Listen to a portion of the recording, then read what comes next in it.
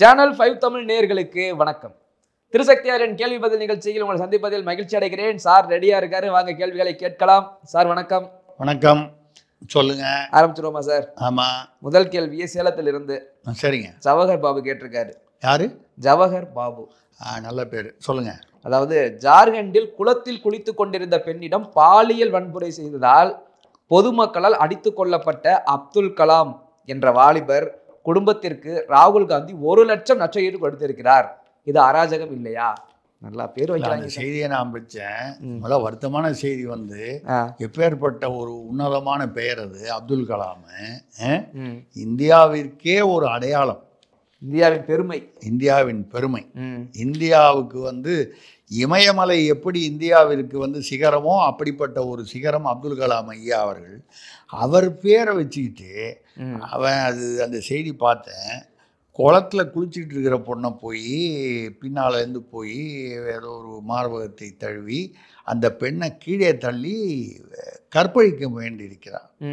அந்த பொண்ணுங்க அதை மீறி அவனை தள்ளி விட்டுட்டு சத்தம் போட்டதில் உள்ளூர் ஜனங்க, இப்போ கிராமத்து ஜனங்க, ஜார்க்கண்ட் மாநிலத்தில் வந்து அவனை பிடிச்சி எல்லாம் கிராமத்துலலாம் தர்மடி, முதல்ல அடிதான். இந்த அடி போட்டு உன்னை ஆஸ்பத்திரிக்கு போலீஸ்காரங்க வந்தோன்னா என்ன பண்ணுவாங்கன்னா, முதல்ல அந்த தப்பு பண்ணவனை தான் காப்பாற்றி கொண்டு போவாங்க. அது மனிதாபிமானம்னு, குற்றவாளியாக இருந்தால் கூட மனிதாபிமானம்னு வச்சுக்கலாம். கொண்டு போகிறதுக்குள்ள ஆஸ்பத்திரியில் வந்து இறந்துட்டாருன்னு சொல்லிட்டாங்க. மொத்தம் அவர் இறந்து போயிட்டார். எப்படி இறந்தார்? ஒரு பெண்ணை வந்து கற்பழிக்க முயன்று அதில் இறந்து போயிட்டார். ராகுல் காந்தி வந்து இந்த இஸ்லாமிய ஓட்டு வங்கியை கணக்கு வைத்து ஜார்க்கண்டில் நடப்பது வந்து எதிர்கட்சி ஆட்சி. ஜார்க்கண்ட் முக்தி மோர்ச்சா ஹேமந்த் சோரன் முதலமைச்சராக இருக்கார். இண்டி கூட்டணியில் இருக்கக்கூடிய கட்சி, அவங்க தான் ஆட்சியில் இருக்காங்க. அதுக்காக 1 லட்சம் ரூபாய் வந்து நஷ்டஈடு. யாருக்கு? அதாவது பாதிக்கப்பட்ட பெண் இருக்குல்ல, அந்த அவர் இஸ்லாமிய இளைஞரா, எந்த மத இளைஞர், அவர் இந்துவாகவே இருக்கட்டும், தவறு செய்த இளைஞர், காம கொடூரன். அந்த காம கொடூரனுக்கு 1 லட்சம் ரூபாய். இந்த காங்கிரஸ் உடைய இது லட்சணம் தெரியுதா? இதை விட வந்து பரவாயில்ல. இவர் கேட்டிருக்கிற கேள்விக்கு அடுத்தபடி ஒன்று இருக்கு. அந்த முதல்வர் இருக்கார் பாருங்க, அவர் நம்ம தமிழ்நாட்டுக்கு டஃப் கொடுக்குற அளவுக்கு இருக்கார். ஞானசேகரன், அதாவது தப்பு பண்ணுறவங்களாம் அப்துல் கலாம் தான் பேர் வைக்கணும், ஞானசேகரன் தான் பேர் வைக்கணும். ஞானசேகரன்கள் வெளியூர்லேயும் ஜார்க்கண்ட்லேயும் இருக்காங்கன்னு வச்சுக்கலாம் நீங்கள். அவங்க என்ன பண்ணியிருக்காரு, ஒரு அமைச்சரை நேராக போய் ஆறுதல் கூறியிருக்காரு. ஒரு அமைச்சர் அனுப்பிச்சு, யாரு? ஹேமந்த் சோரன் முதலமைச்சர் வந்து அமைச்சர் அனுப்பிச்சு ஆறுதல். யாருக்கு? பாதிக்கப்பட்ட பொண்ணுக்கு இல்ல, செத்து போனான, அந்த தப்பு பண்ணான, பாலியல் ஈடுபட்ட காம கொடூரன். அவன் வீட்டுக்கு அனுப்பிச்சு, ஐயோ இப்படி நடந்து போச்சே அப்படின்னு சொல்லி 1 லட்சம் ரூபா காங்கிரஸ் கொடுத்தது பத்தாதுன்னு 4 லட்சம் ரூபா அரசுலேருந்து நஷ்டஈடு. யாருக்கு? அந்த காம கொடூரனுக்கு கொடுத்தது மட்டும் இல்லாமல் அந்த குடும்பத்தில் ஒருவருக்கு அரசு வேலை வாய்ப்பு. என்ன சார் இது? எனக்கு என்ன கவலைன்னா, ஜவஹர் பாபு பண்ண வேலை அவருக்கு நம்ம பதில் சொல்ல போக இந்த செய்தி தமிழ்நாடு அரசுக்கு தெரிஞ்சு, இப்போ ஞானசேகரன் குடும்பத்தில் யாருக்காவது ஒரு வேலை கொடுத்து ஞானசேகரனுக்கு சில லட்சம் ரூபாய், ஞானசேகரனுக்கா இல்லை ஞானசேகரன்களுக்கா. இப்போ கூட எங்கள் ஊர் பக்கத்தில், எங்கள் ஊர்னா திருவிடமருதூர், அதாவது கும்போணம் பக்கத்தில் திருவிடமருதூரில் ஒரு பெண்ணை வந்து 4 பேர் சேர்ந்து பாலியல் வன்முறை செய்திருக்காங்க. திருவிடைமருதூரில் பிடிச்சிருக்காங்க. உடனே வந்து 4 பேர் சேர்ந்து ஒரு கூட்டு பாலியல் வன்முறை செய்திருக்காங்க. ஜார்க்கண்டில் செஞ்ச மாதிரி உடனடியாக வந்து நம்ம தமிழ்நாடு அரசு இந்த 4 பேருக்கும் வந்து ஒரு கால் ஏதாவது பாராட்டு விருது கொடுத்து, நஷ்டஈடு கொடுத்து, காவல்துறையில் அனாவசியமாக அவங்கள தொல்லைப்படுத்தியிருப்பாங்க, கைது பண்ணியிருப்பாங்க, அவங்களுக்கு ஒரு நஷ்டஈடு கொடுத்துருக்கலாம். அந்த பொண்ணை விடுங்க, பாதிக்கப்பட்ட பொண்ணு. இதெல்லாம் ஒரு பெரிய விஷயமா? ஜார்க்கண்டில் நடக்கலாம், தமிழ்நாட்டில் நடக்கக்கூடாதா? இல்லையா? நான் சொல்கிறது ஒரு எல்லா மாநிலங்களில் வந்து நம்ம இந்தியா முதன்மையாக இருக்குன்னா இதுலேயும் முதன்மையாக இருக்க வேண்டாமா நம்ம? அதனால் இந்த ஸ்கீமை தமிழ்நாட்டிலையும் எப்போ வேணாலும் வந்து அனௌன்ஸ் பண்ணுறதுக்கு வாய்ப்பு இருக்குது.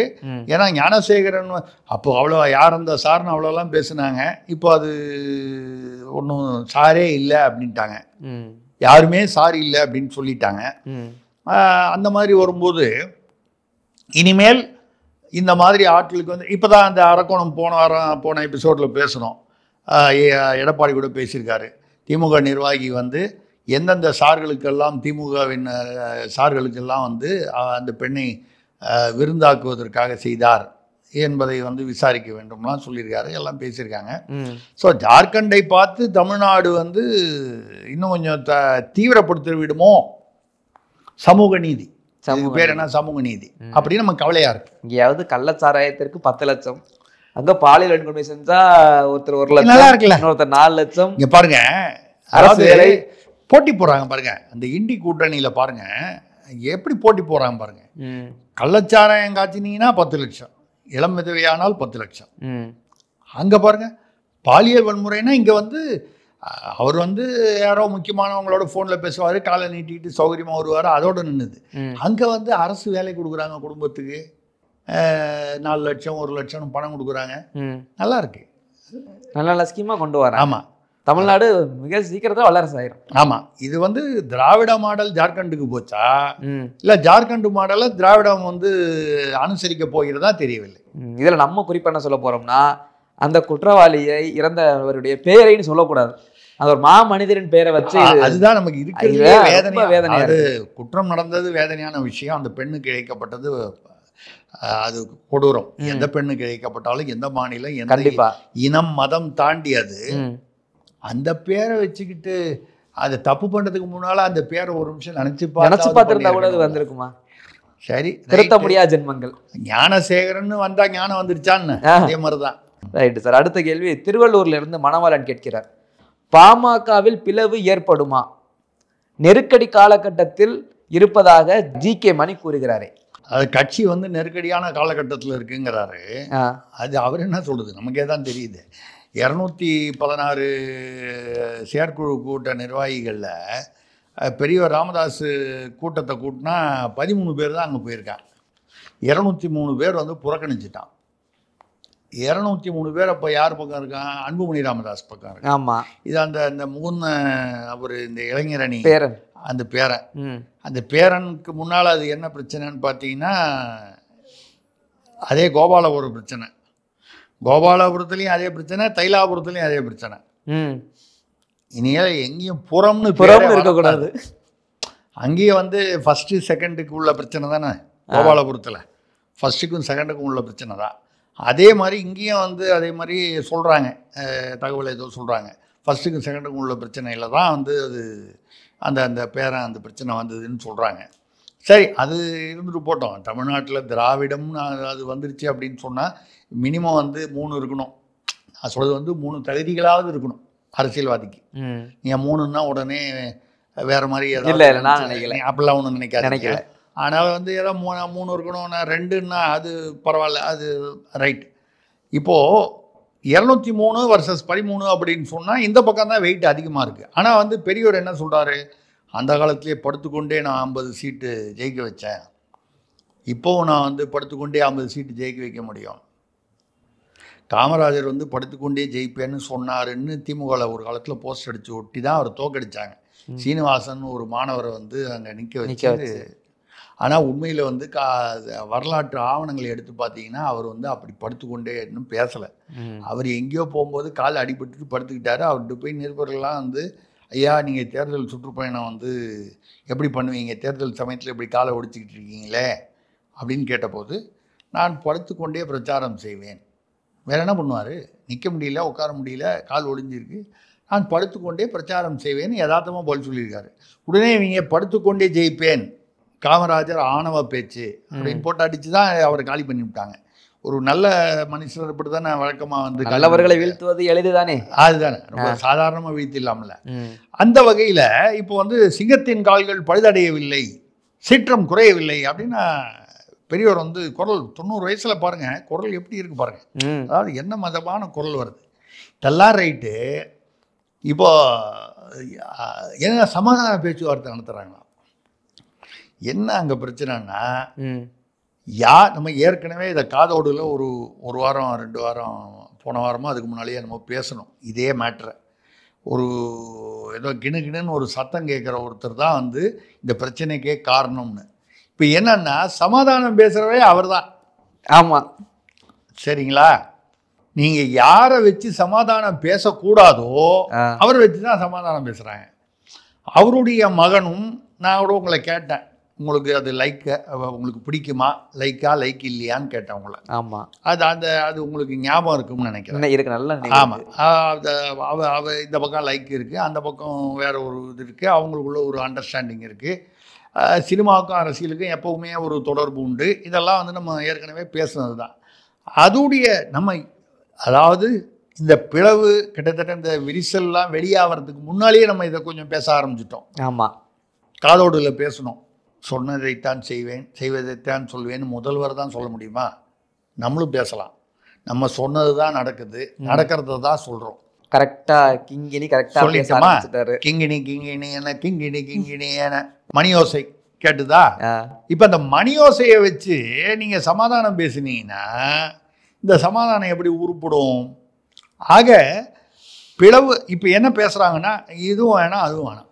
பெரியவர் திமுக கூட்டணி போனோங்கிறாரு, சின்னவர் அதிமுக கூட்டணி போனோங்கிறாரு. ஆனால் பெரும்பான்மையான சொத்துக்களோ கட்சியுடைய அந்த நிதி மற்ற அந்த கண்ட்ரோலோ வந்து சின்னவர்கிட்ட தான் இருக்குது.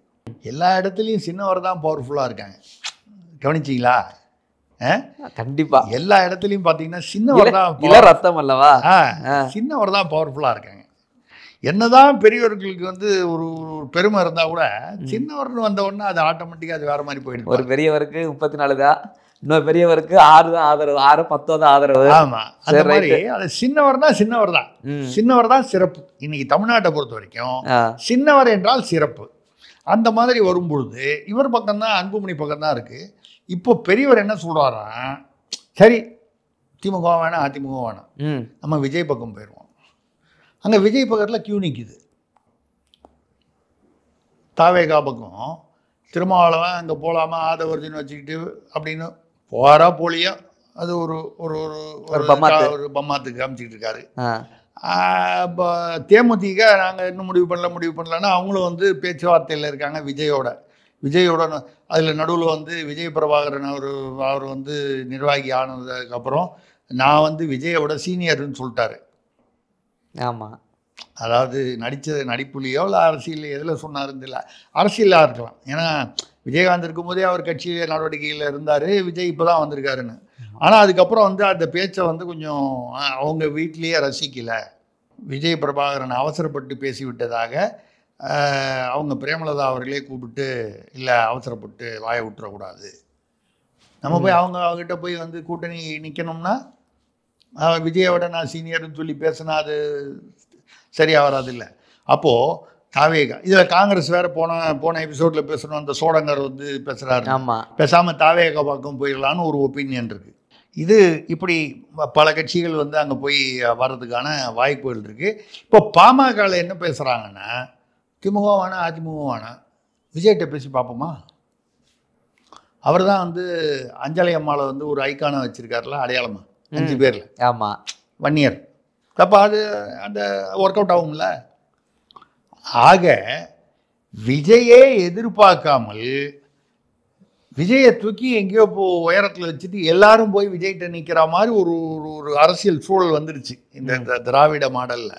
திமுக அதிமுக இந்த வழக்கமான அந்த இதை தாண்டி. ஆனால் தமிழ்நாட்டில் இது வரைக்கும் 3வது கூட்டணிங்கிறது சாத்தியமற்ற போனி ஆகாத ஒன்று. இது எப்படி ஆகும்னு தெரியல.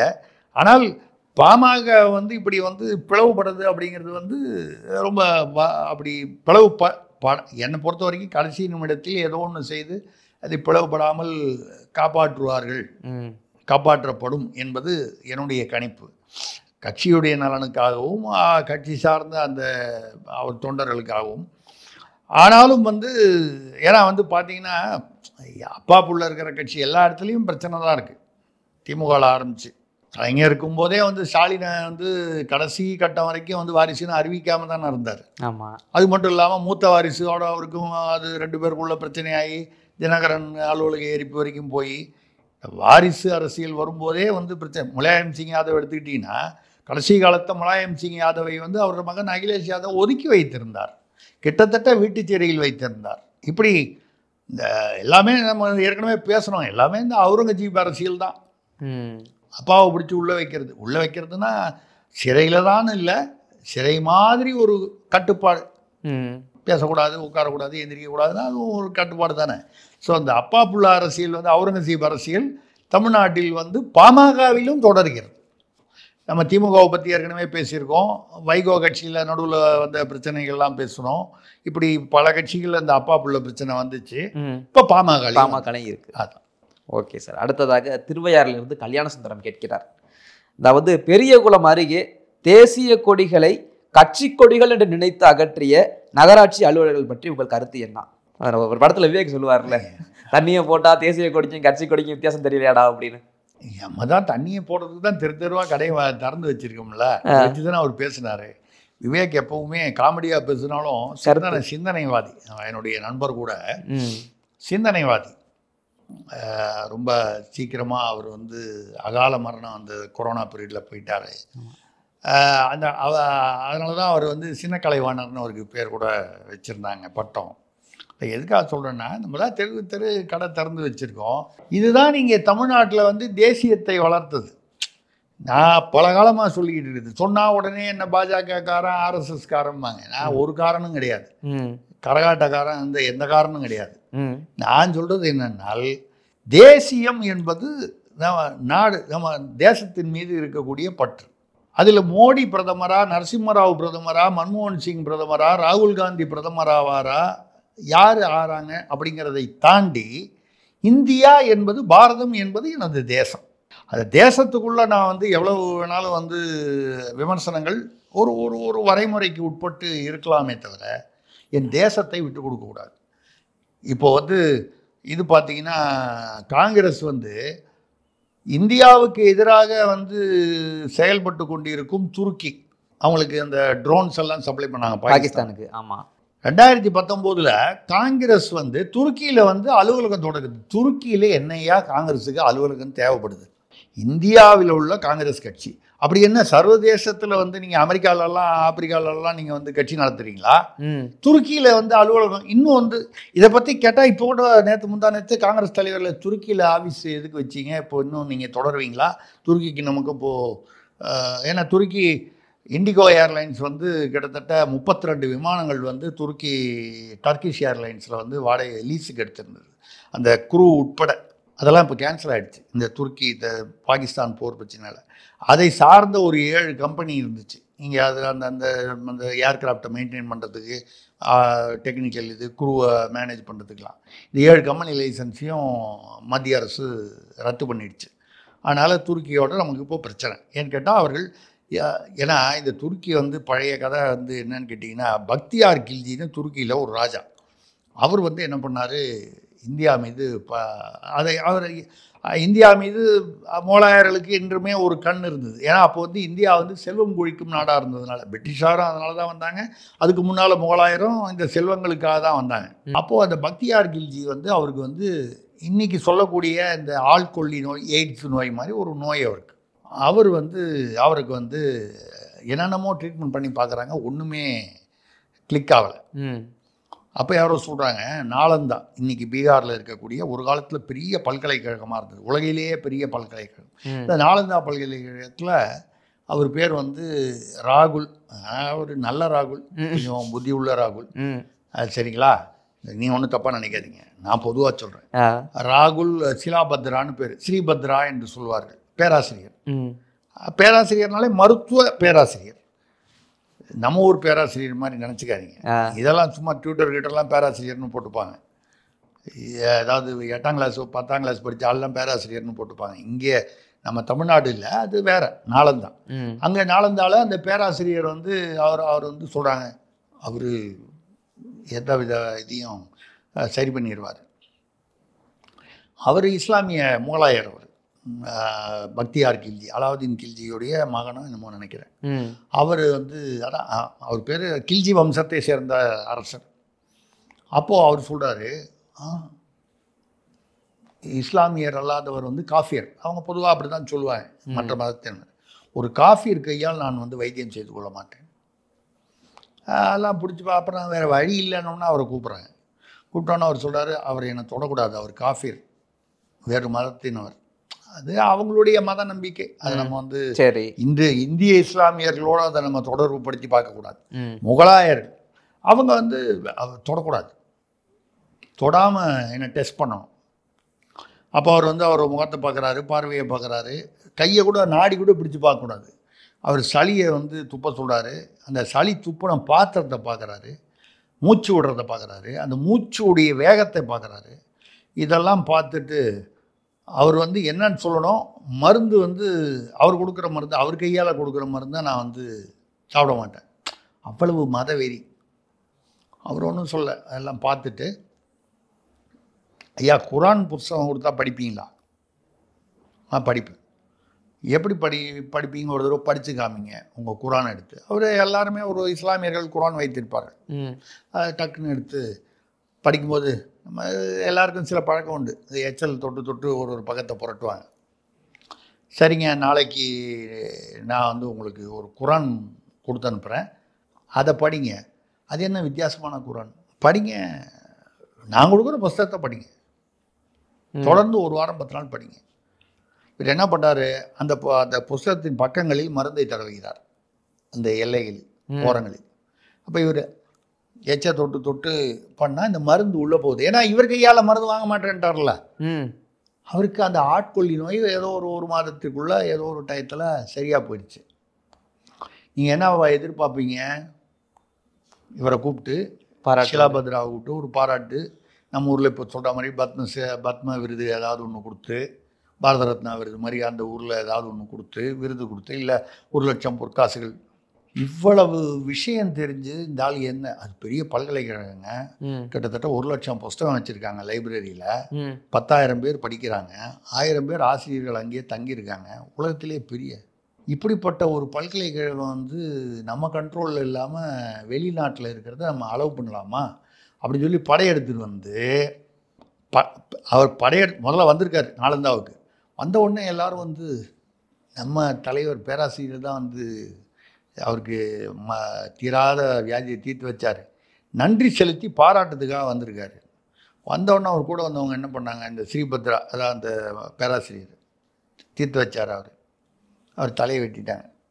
வெட்டிட்டு நாலந்தா பல்கலைக்கழகத்தை முழுவதுமாக கொளுத்தி நூலகம் உட்பட 1 லட்சம் புத்தகங்கள். இது வரலாற்றில் இருக்குது. ஏன் நான் சொல்கிற கதை இல்லை, நீங்கள் தாராளமாக வெரிஃபை பண்ணலாம். வரலாற்று செய்தி. ஆமாம், வரலாற்று செய்தி.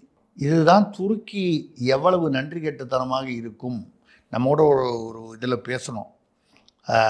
முதல்வர் பிரதமர் மோடி வந்து அந்த பாத்திரம் அழிந்து பிச்சை இடணும். அவரு ஆமாம், மனிதாபிமானம் என்கிற பெயரில் கண்டவனுக்கெல்லாம் வந்து ஹெல்ப் பண்ணக்கூடாதுன்னு முதல்ல நீங்கள் பாதிக்கப்பட்ட போது நிவாரணம் அனுப்பிய இந்தியா.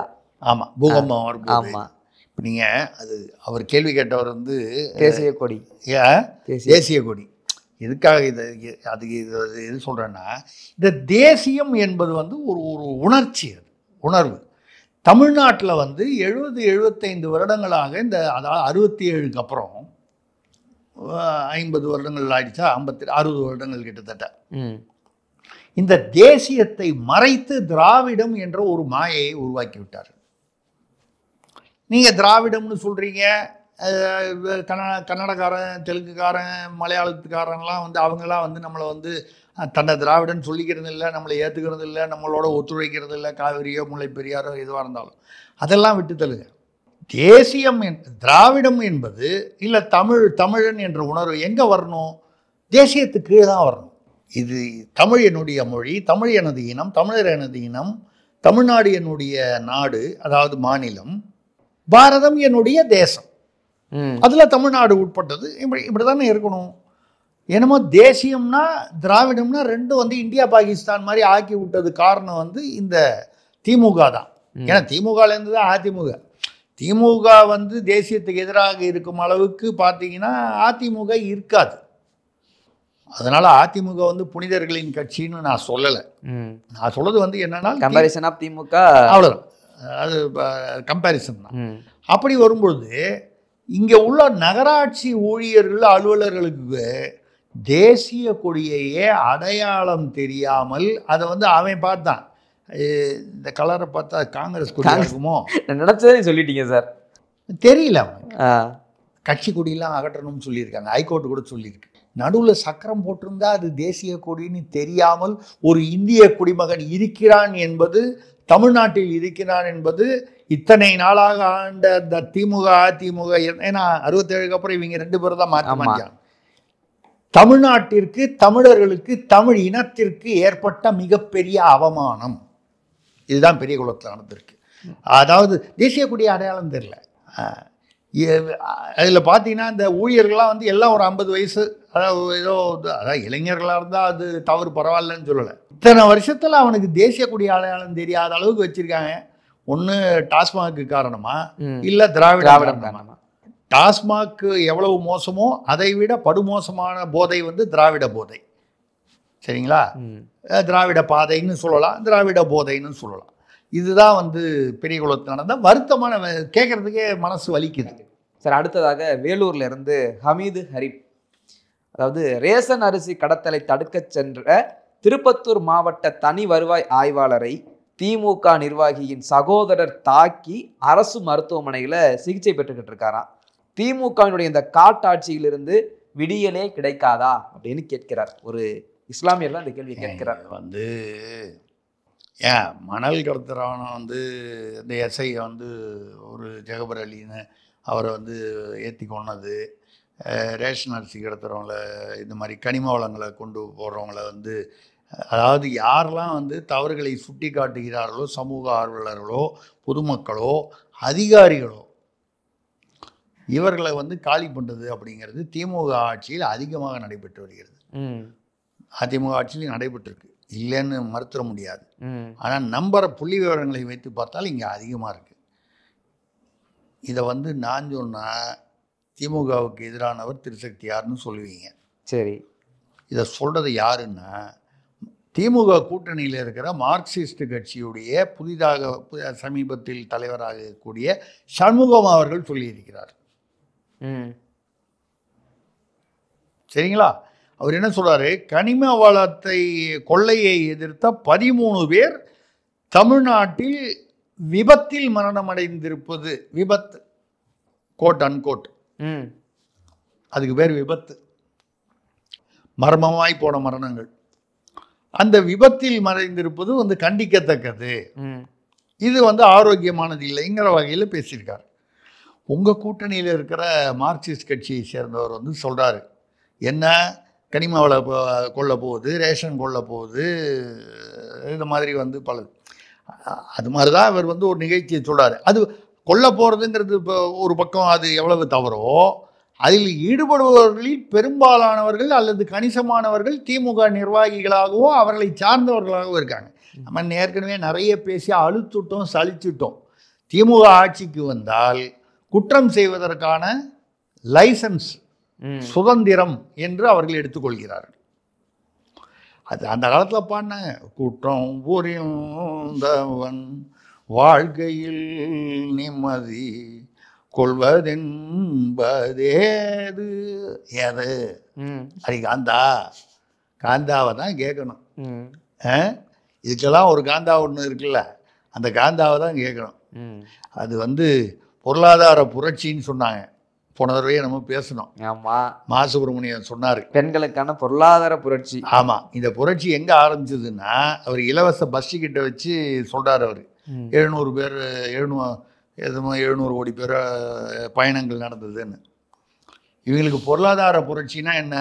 பஸ்ஸில் டிக்கெட் வாங்காமல் போகிறதுக்கு பேர் பொருளாதார புரட்சி. இது எங்கே ஆரம்பிச்சதுன்னா ட்ரெயினில் டிக்கெட் வாங்காமல் வந்தாங்க பாருங்க, அங்கே ஆரம்பித்த பொருளாதார சமூக புரட்சி அது. அந்த யோசனையை பொறி தட்டி இது வந்துருச்சு. ஆமாம், இந்த புரட்சி அப்படின்னா என்னென்னா ட்ரெயின்லேயோ பஸ்ஸுலேயோ டிக்கெட் வாங்காமல் போகிறது வந்து புரட்சி. உங்களுக்கு புரிஞ்சுதா இல்லையா எங்களுடைய கொள்கை? அந்த வகையில் அந்த காந்தாவை தான் கேட்கணும். இது ஒரு புரட்சியாக இருக்கும். இது வந்து இந்த வந்து அவங்க இவங்களே சொல்கிறாங்க. இது ஆச்சரியமாக இல்லை, திமுக நிர்வாகி வந்து ரேஷன் கடையில் வந்து கடத்தலில் வந்து சம்மந்தப்பட்டிருக்கிறார் என்பது ஆச்சரியமான விஷயம். ஆனா சார், குறிப்பா இந்த கேள்வி கேட்ட ஒரு இஸ்லாமிய சகோதரர், இல்ல இந்த மாதிரி திமுக நிர்வாகிகளால் பாதிக்கப்பட்டு ஜெகபர் அலி நிறைய பேர், அவர்களும் இஸ்லாமிய சகோதரர்கள். இல்லை இப்ப இல்ல அதுல வந்து ஆனா வந்து இது சிறுபான்மையினருக்கான ஆட்சி. அதுக்கு தான் வர்றேன். எங்க போனாலும் சொல்றாங்க. அதாவது இவர்கள் வந்து ஏதோ வந்து நம்ம பொதுவாக நினைப்போம் திமுக வந்து இந்து விரோத கட்சி அப்படின்னு பொதுவான ஒரு விமர்சனம் உண்டு. நம்ம வந்து இந்த தரவுகளையும் தகவல்களையும் வைத்து பார்க்கும் பொழுது இந்து விரோத கட்சி மட்டும் இல்லை, மக்கள் விரோத கட்சி. இதுல வந்து முஸ்லீம் கிறிஸ்டியன் வித்தியாசமே கிடையாது. அவனுக்கு தகுந்த மாதிரி ஒரு மோசடி பண்ணி ஏமாத்துவாங்களே தவிர. இப்ப பாருங்க, ஜெகபர் அலி வந்து ஒரு சின்சியரான ஒரு சமூக ஆர்வலருங்கிற வகையில் அவரை விட்டு வச்சாங்களா? இல்லை. மணல் கடத்தலுக்காக அதை வந்து அவரை வெளியே கொண்டு வராருன்றதுக்காக அவரை கொண்டுட்டாங்க. அந்த இடத்துல அவர் இஸ்லாமியர்னு பார்க்கல. அந்த இடத்துல நாங்கள் சிறுபான்மையினருக்கான ஆட்சி, நான் கிறிஸ்தவர் அப்படின்னு பேச்செல்லாம் அதுக்கும் இதுக்கும் சம்மந்தம் இல்லை. எத்தனையோ வந்து கிறிஸ்தவர்களும் இதில் வந்து பாதிக்கப்பட்டிருக்கிறார்கள். ஆமாம். அதனால் இவர்கள் வந்து இந்த மதவாதத்தை கொண்டு வருவது வந்து அந்த ஓட்டு வங்கிக்காக மட்டும்தானே தவிர, ஆக மக்கள் அதான் ஏமாறுறவன் இருக்கிற வரைக்கும் ஏமாறுறவன் தான் இருப்பான். இதுவே ஒரு அருமையான பதில், ஒரே வரியில். ஆமாம். அடுத்த கேள்வி திருச்சியிலிருந்து தில்லைராஜன் கேட்கிறார் சார். மத்திய அரசின் தேசிய கல்விக் கொள்கையை விமர்சித்து தமிழக அரசு புத்தகம் வெளியிடுகிறதே. ஆமாம், மத யானை அப்படின்னு ஒரு புத்தகம் வெளியிடுது. வாங்கிட்டீங்களா நீங்கள்? இல்லைங்க, வேற செலவு இருக்கு. வேற செலவு, உருப்படியான செலவு நிறைய இருக்குது எனக்கு. எனக்கு வந்து அந்தளவு வசதி இல்லை இந்த மாதிரி ஐட்டங்கள்லாம் வாங்குறதுக்கு. 2020 வந்த தேசிய அதாவது ரைட் டு எஜுகேஷன் பாலிசி வந்தது. அந்த கொள்கையை எதிர்த்து, ஏன்னா அதில் வந்து விஸ்வகர்மா என்ற குல கல்வியை வந்து கொண்டு வந்துட்டாங்கன்னு சொல்லி அரசே வந்து விழா நடத்துது. நீங்கள் தேசிய கொடியை வந்து நகராட்சி ஊழியர்கள் அடையாளம் தெரியாமல் அகற்றியதை வந்து நம்ம கண்டிக்கிறோம் வேதனையோட. ஒரு மத்திய அரசு கொண்டு வந்த கொள்கை, அது காங்கிரஸ் அரசோ பாஜக அரசோ இல்லை வேற ஒரு அரசோ, ஏதோ ஒரு மத்திய அரசு, மாநிலம் என்பது தேசியத்துக்கு உட்பட்டது. அந்த கொள்கையை எதிர்த்து தமிழ்நாடு அரசு சம்மந்தப்பட்டு முதல்வர் தலைமையில் ஒரு புத்தக விழா, வெளியீட்டு விழா. யாரோ எழுதுறாங்க, விட்டுருங்க, யார் எழுதினாங்கிறது முக்கியம். மத யானை, அதில் என்னென்னா மதம், என்ன மதம்? இந்து மதம். ஏன்னா குலக்கல்வி அந்த இடம் வரும்போது அப்போ சிறுபான்மையருக்காக நாங்கள் இதை நடத்துகிறோம். ஜெகபர் அலியை போட்டு சொல்லும்போது அது அங்கே சிறுபான்மையர் கணக்கு கிடையாது. நீங்கள் எதே அந்த கேள்வி ஒட்டி வருது. மத யானை அப்படின்னு சொல்லி அதெல்லாம் நீங்கள் வந்து, அதாவது குலக்கல்வி விஸ்வகர்மான்றது என்னன்னால் வழி வழியாக வரும் வர்ணாசிரமம் என்பது இல்லை. அவர்கள் என்ன சொல்கிறாங்கன்னா, அப்பா வந்து சிலை வடிக்கிறாரு, சிற்பம் வடிக்கிறாரு, இல்லை குயவராக இருக்காருன்னா இப்போ வர்ற தலைமுறைகளில் வந்து மாறி போயிடுறாங்க. நான் பத்திரிகை நடத்தினேங்க, நான் எழுத்தாளர், பத்திரிகையாளர், நான் வந்து நடிகன், மேடை நாடக நடிகன், இலக்கியவாதி, பட்டிமன்ற பேச்சாளர். என் பையன் வந்து ஐடி ஸ்பெஷலிஸ்ட்டு. நான் சொல்கிறேன், இந்த லிஸ்ட்டில் எதுலேயுமே என் பையனுக்கு வந்து இன்ட்ரெஸ்ட் இல்லை. எனக்கு ஐடி ஒத்துக்காது. இன்கம் டேக்ஸாக இருந்தாலும் சரி, இன்ஃபர்மேஷன் டெக்னாலஜியாக இருந்தாலும் ஒத்துக்காது. இன்கம் டேக்ஸை ஏமாத்தணுன்றதுக்காக சொல்ல, தமாஷுக்காக சொல்கிறேன். ஐடினா நமக்கு அந்த மென்பொருள் அவ்வளவாக நமக்கு தெரியாது. அடுத்த தலைமுறைக்கு தெரிந்த அளவுக்கு நமக்கு தெரியாது. நமக்கு அந்த நுணுக்கங்கள் தெரியாது. எதுக்காக சொல்லணும்னா, இப்படி தலைமுறைகளில் வந்து மாறி போகுது. அப்போது முக்கியமான சில விஷயம், ஒரு சிற்பக்கலையோ இல்லை ஒரு சாதாரண பானை, நீங்கள் பானையை வந்து நீங்கள் ஏங்க ஃப்ரிட்ஜெல்லாம் கண்டுபிடிக்கிறதுக்கு முன்னால் நம்மளுடைய ஒரிஜினல் ஃப்ரிட்ஜு பானை தானேங்க. எங்கள் வீட்டில் இன்றைக்கும் வந்து நான் ஃப்ரிட்ஜு தண்ணி குடிக்க மாட்டேன், பானை தண்ணி தான் குடிக்கிறேன். எவ்வளோ முக்கியமான ஒரு வாழ்க்கையின் அங்கம் என்பதற்காக சொல்கிறேன். அந்த மாதிரி இது விட்டு போகக்கூடாதுன்னு அந்த பேர் விஸ்வகர்மானா ஏதோ இப்போ நான் தமிழ்நாட்டில் தான் விஸ்வகர்மானா ஆசாரின்னு ஒரு ஜாதின்னு சொல்லிட்டாங்க. அப்படி இல்லை. விஸ்வகர்மா என்பது கலைஞன், திறமை உள்ள கலைஞன். ஏதோ ஒரு திறமை, அது கல்வி தகுதியாக இருக்கலாம், இல்லை தொழில் தகுதி, பழக்கத்தினால் வர்றது. நீங்கள் கிராமத்துலலாம் போய் பார்த்தீங்கன்னா அப்பா வந்து ஒரு செலவழிக்கிறாருன்னா பையன் கூடவே இருந்து எடுத்து கொடுப்பான். பிற்காலத்தில் அவனே வருவான். நீங்கள் ஓவியர் எடுத்து பாருங்கள். ஓவியர்கள் வந்து அவங்க பையன் இல்லாமல் ஒரு காலத்தில் ஓவியராக வருவாங்க. ஏன்னா அதில் ஒரு ஆர்வம். ஏங்க அரசியல்வாதி பையன் வந்து வாரிசு அரசியல் வரும்போது அது வந்து விஸ்வகர்மா இல்லையா? முதல்வர் ஸ்டாலினின் மகன் வந்து கலைஞரின் மகன் ஸ்டாலின், முத்துவேல் கருணாநிதி ஸ்டாலின் வந்து கட்சி தலைவராக வந்து வராரு. சீனியர்கள் எல்லாம் தாண்டி அவருடைய மகன் உதயநிதி வந்து துணை முதல்வராக வராரு. அடுத்தது முதல்வராக வருவதற்கு வாய்ப்பு இருக்கிறது. இது விஸ்வகர்மா இல்லையா? அப்ப விஸ்வகர்மாவை வந்து உண்மையாகவே அந்த குலக்கல்வி வர்ணாசிரமத்தை வந்து யார் வந்து நடைமுறைப்படுத்துகிறார்கள்? திமுக உட்பட திராவிட கட்சிகள் தான். நான் திராவிட கட்சிகள்னு சொல்றது திமுக அதிமுக மட்டும் இல்லை, பாமக வைகோ எல்லாத்தையும் நீங்க சேர்த்துக்கலாம். தமிழ்நாட்டு கட்சிகள் இதே மாதிரி வடநாட்டிலையும் இருக்கு. நம்ம தமிழ்நாட்டை பத்தி குறிப்பிட்டு பேசலாம். வாரிசு இருக்கா மொத்தத்துல எல்லாமே அதுதான். அப்ப வர்ணாசிரமம் அல்லது விஸ்வகர்மாங்கிறது அரசியல்ல நீங்க விஸ்வகர்மா பண்றீங்க. தொழில பிழைப்பதற்காக, உழைத்து பிழைப்பதற்காக அந்த கலையை கற்றுக்கொள்வது வந்து அதுல ஒரு ஸ்கீம் வச்சிருந்தால் அது முழுக்க வந்து குலக்கல்வி மத்திய ஒன்றும் இல்லை. அதில் ரைட் டு எஜுகேஷனா என்ன சொல்றாங்க? இப்போ இந்த இடத்துல தான் வந்து எடப்பாடி சமீபத்தில் பேசியிருக்கிறத பார்க்கணும். அதுக்காக தான் இது, அதுக்கு ஒரு செக் வைக்கிறதுக்காக தான் அந்த மத யானை புத்தகம். எடப்பாடி என்ன சொல்கிறாருன்னா, எதிர்கட்சி தலைவர், இந்த ரைட் டு எஜுகேஷனில் என்னன்னா, நீங்கள் அரசு அதாவது தனியார் பள்ளிகளில் கூட 20% இடங்களை, தனியார் பள்ளினா நம்ம முதல்வர் குடும்பத்தில் இருக்கிற சன்ஷைன் பள்ளி மாதிரி உள்ளது. ஒரு உதாரணத்துக்காக சொல்கிறேன், நீங்கள் ஒன்றும் தவறாக எடுத்துக்காதீங்க. நம்ம அதுன்னு சொல்ல உதாரணம் சும்மா புரியறதுக்காக ஒரு உதாரணம். அந்த மாதிரி பள்ளிகளில் கூட, தனியார் பள்ளிகளில் 20% வந்து ரைட் டு எஜுகேஷன் பிரகாரம், அந்த கொள்கை பிரகாரம் 20% வந்து ஏழை மாணவர்களுக்கு இலவச கல்வி கொடுக்கணும். ஆனால் அந்த தனியார் கல்விக்கு அந்த அவங்களுக்கு வந்து அது நஷ்டமாயிடுது இல்லை, 20% நஷ்டமாகுது. ஆமாம், அந்த பணத்தை மாநில அரசு செலுத்த வேண்டும், அந்தந்த மாநில அரசு. இதுதான் வந்து ரைட் டு எஜுகேஷனில் இருக்கு. தமிழ்நாட்டில் 4 வருஷமா தனியார் பள்ளிகளில் இந்த ரைட் டு எஜுகேஷன் பிரகாரம் இலவசமாக ஏழை மாணவர்கள் கற்றுக்கிறாங்க. இந்த ஃபீஸை கொடுக்கறதில்ல. நீங்கள் சன்ஷைனுக்கு கொடுக்காம போகிறது ஒன்றும் இல்லை. அது இந்த பாக்கெட் நம்ம ஏற்கனவே பேசுனது, பாக்கெட் டு பாக்கெட்டு மாற்றுறது, அது விட்டுருங்க. எத்தனையோ தனியார் பள்ளிகள் வந்து கட்சிக்கு சம்மந்தப்படாத, அரசியலுக்கு சம்மந்தப்படாத தனியார் பள்ளிகள், புகழ்பெற்ற பள்ளிகள், பிரபலமான பள்ளிகள், நல்ல பள்ளிகள் இருக்கின்றன. சன்ஷைன் நல்ல பள்ளி இல்லை நான் சொல்லலை, நான் சொல்கிறது ஒரு உதாரணமாக சொல்கிறேன். பல நல்ல பள்ளிகள், அரசியலுக்கு தொடர்பில்லாத பள்ளிகள் இருக்கு. அந்த பள்ளிகளில் அவங்களுக்கு அந்த ஃபீஸை கொடுக்கணுமா இல்லையா? ஆமாம், அது கொள்கை பிரகாரம், சட்ட பிரகாரம் 4 வருஷமாக பாக்கி வச்சுருக்காங்க. கஜானா காலி. இதை அவர் கேட்குறாரு. இப்போ இதுக்கு எதிராக என்ன பண்ணுறது? இந்த கொள்கையே தப்பு அப்படின்னு ஒரு புக்கை ரிலீஸ் பண்ணு, மத யானை.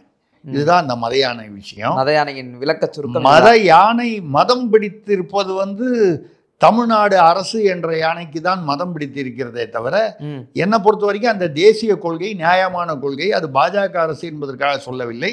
நான் சொல்வது ஏழை மாணவர்களுக்கு தனியார் பள்ளியில் கொஞ்சம் கல்விக்கு வந்து கொஞ்சம் அதிகமான, அதனால தானே தனியார் பள்ளியில் போய் ஃபீஸ் கட்டி படிக்கிறான். ஆமாம், அங்கே கொஞ்சம் வாத்தியார் நல்லா சொல்லி கொடுப்பாரு, அதிகமாக கவனம் எழுத்துப்பாங்க. இப்படி காரணம்.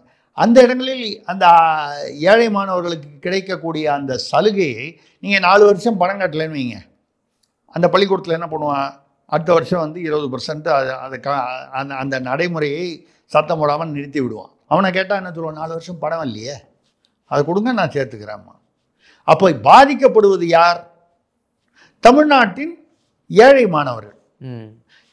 இவங்க அரசு பள்ளியில் போய் படிக்கும்போது அவனை ஹிந்தி படிக்கக்கூடாது, அந்த மொழி படிக்கக்கூடாது, இந்த மும்மொழிக்கு திட்டக்கூடாது, 2 மொழி தான் படிக்கணும், அதுக்கு மேலே அவனுக்கு சுமையாயிடும். அவனா படிக்கிறேன்னா கூட படிக்க விட மாட்டீங்க. சரி, அவன் தனியார் பள்ளியில் போய் அந்த 20% கோட்டாவில் வந்து படிக்கிறான்னா அதுக்கு பணம் கட்ட மாட்டீங்க மாநில அரசில். அப்போ மதம் பிடித்த யானை யார் என்பது தெரிகிறது. அடுத்ததாக பட்டுக்கோட்டையிலிருந்து புஷ்பா குணசீலன் கேட்டிருக்காங்க. இப்போதெல்லாம் நாட்டில் எங்குமே சர்க்கஸ் நடைபெறுவதில்லையே, அத்தொழில் அழிந்து விட்டதா? எல்லாம் ஒட்டி ஒட்டி தான் வருது அப்படியே. இல்லை, அதாவது சர்க்கஸ்னா அந்த காலத்தில் தான் வரும். என்ன ஜெமினி சர்க்கஸ்ஸு, ஏஷியா சர்க்கஸ்ஸு, கமலா சர்க்கஸ்ஸு. நான்லாம் சின்ன பையனாக இருக்கும்போதெல்லாம் அடிக்கடி எங்கள் அப்பாலாம் கூப்பிட்டு போவார். அது பெரிய ஒரு கூடாரம், மிகப்பெரிய கூடாரம். அந்த இங்கே தான் அந்த மூர் மார்க்கெட் இருந்துச்சு, அங்கே தான் போடுவாங்க.